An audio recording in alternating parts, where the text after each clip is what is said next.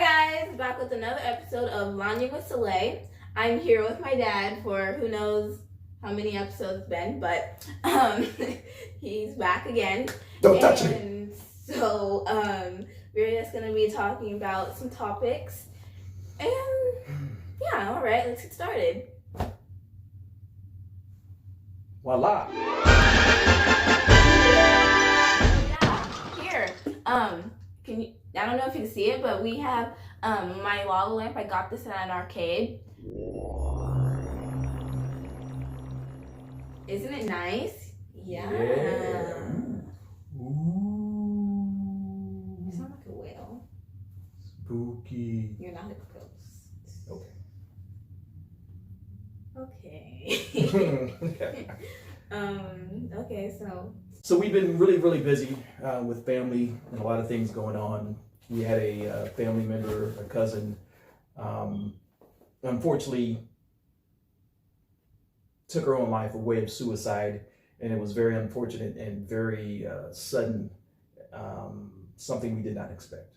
And she was only 23, yes. And it is way too young. It's always a blessing when you have family members like your Marjorie, your grandmother, my mother, your grandmother, see them grow old. When you don't see a young person be able to enjoy life from a young person to an older person, it's always a tragedy. Family took it hard. The services were last week. Celai, what do you think about the situation? What did you immediately think about the situation that you heard of? I really felt bad for my cousin. It was really sudden, and I haven't seen her in who knows how long, and I honestly felt like when I seen her last time, she really was saying like she was enjoying everything, and I really did not know anything about her thinking of anything or suicide, and I just really felt bad. Really feeling bad. Yeah, it's even hard to talk about now. That's why I was stuttering before, trying to not get emotional. But it's very important to young kids like yourself to understand what prompts a person to get to that point, what led them to the situation to do what they did. There's steps and things that took a progression to get to where she passed away. Mm-hmm. And it's important for us as parents, me and Linda, and other family members to be able to see those things taking place. So Celai, what would you do if one of your friends came to you and said they're feeling sad and I'm thinking about committing, suicide, I'm thinking about hurting myself or hurting someone else? Well, let me think about that, because I've never really went through that, but I would honestly just tell them that it would probably be the worst option to have, because you still gotta live your life. At some point, maybe you could get past that point at some point, and then you won't have those feelings anymore. So, and just think about how sad everyone would be, and your parents, your best friends, and everything. And I talk with the therapist or something. Talk with your parents, maybe if you have or if you want to. But it would probably be best if you talk to somebody about it. I definitely agree. Definitely request them to speak to someone, not to keep their feelings to themselves. Right.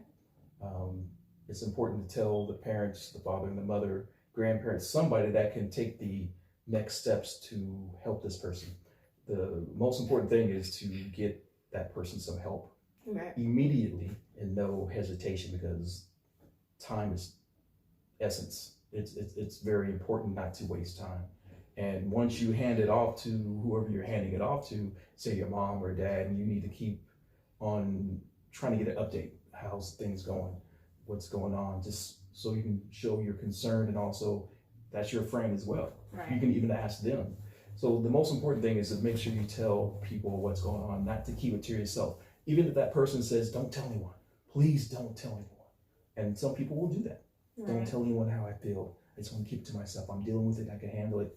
Don't do that, because if something happens, you knew it and you didn't do anything about it. Right. So it's important to tell people that are close to her that can help her. If there's no one around, there's always the help lines out there. There's other ways you can research the numbers of places where you can call to help this person. And I think it's a suicide hotline, but there's places you can call where they can direct you where to go in your local area. It's very, very important. So how do you feel, or how did you feel when they opened up the casket? How did that affect you, or what was going through your mind? Because I know what I felt. I'll ask you first, now tell me what I felt. What was going through my mind? I don't remember. Let me think. Think. Were you scared? Were you just in shock? Were you speechless? What was Celai going through? I feel bad, just in general. So you weren't scared to see her in that, the way she was? I mean, at peace, basically. Yeah, but like, I just feel like I just think of it as you sleep, just right. in a different area. Yes. That's just sleep. But like, so I just thought of it as a different way, but I wasn't really at the mental state, not the mental state, but like for me to cry, but like. I understand. And you know, it's difficult to see kids deal with that the first time they actually see that person, or a person who has passed away and has gone home, to see them in that state. And it's always difficult. When I was viewing or looking as they opened up the casket, you know, emotions swarmed over me. Of course I started crying. Well, it happens. It happens. Right. And it's, you know, it's important to let those emotions go. Right. And allow your emotions to flow out, because you don't want to keep that in, because that's going to continue to build up at some point and just come out in any way that it can come out, which could be positive or negative. But I was glad to see that she was at peace with herself, just seeing someone at rest where they're not in their physical body, but their energy is someplace else within God's realm, and understanding that it's important. We all have to pass away at some point. Right. It's unfortunate. We can't do anything about it, but it's also important for all of us to understand you are going to go through it. You're going to see family members, friends not be able, but deal with that type of situation where they pass away. You're going to be dealing with people who have family members where you have to console them, where it may not be your immediate family, but you're going to have friends that you have to console and help them get past it. And that's one of the most difficult things as far as getting past, when a father or mother loses their child. It's hard to get past, but it definitely, through God, you can get past it. Because when my daughter, your sister, died, well, you know, Zuri's twin, Zoe, it took me a long time to get away from that, to forgive God for that. I was into God, but I wasn't as much into him as I am now. But I realized it's not my choice. And I think the father of the young lady did a Facebook Live, and it was very important for him to do that. And I see why, because he wanted to reach out and to help other people, because it's very important to put your story out there to help people. And that's one thing I was not able to do when my daughter passed away. And I thank him for that. And I still am going to share that video, because people need to see it, to see all the steps that he went through. He tried to address a lot of things and thought he had things handled, and it just wasn't enough. And it's not his fault. He did everything that he could do, they could do. And it was just God saying, it's time. And I understand that. I understand it now. When Zoe died, I did not understand it. Didn't want to understand. I was angry, upset, frustrated, all the above. Right. But that's part of the process everyone has to go through, no matter what. But it's never situation that we want to see people go through.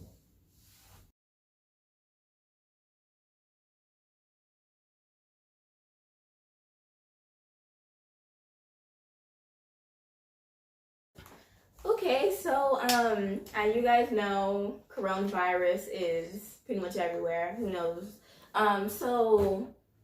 The things that we have been doing, are continuing and are now doing. We, all of us, are just in general washing our hands more often than we usually do. We make sure we thoroughly do it, all that stuff. Make sure all the germs are gone, and then we use hand sanitizer, and then we make sure we don't go outside because we just don't feel like it. But Dad's the only one that goes outside because he has a job. You're blame me if I bring it back home. Yeah, of course. Okay. But I can't really get it because I'm homeschooled unless I have my classes. But since everything in not everything in California, but in Elk Grove area, I think, is closed down, or all the schools closed down. I didn't have class this week, so I can't get it. It's important that we understand those possibilities are always out there, and we have to kind of be ready for it. Like Celai is saying, keep on washing your hands, doorknobs, anything you touch, just make sure you wash your hands. And I use my elbows, I use my shirt, I use my foot. If I open the door, if I can open the door and kick it open open it partly, then put my foot in between it and open it, I'll do it. If I can grab the top of the door where no one really reaches, I open the door. I'm a tall guy, I can reach the top of the door. I don't want to touch where anyone else is touching. That's where all the dust is. But it's better than germs, than what is possibly out there, right? It's better than the alternative. Yeah, and usually, you know how they have the little flappy things on the toilet? On the toilet. The little stick things that you do with that. Inside the toilet. Not inside, the side of it. And that you have the little small ones that are the cups. And then it has the little stick that goes up and down. And you put it, you do that. Mm. You don't, oh yeah, you're one. The flush, the handle that you use to flush the toilet. The flush me flappy thing? Yes, basically. Sounds like a fish. Flappy. Yeah, anyway, yeah, we use our foot to do that because... So what about the other people using it? You put your foot on it. What are you talking about? You say you use your foot for that. I do. So what about the people that put their hands on there? After you put your foot on it, they have the germs from your foot that's from the ground. Well, it's their fault.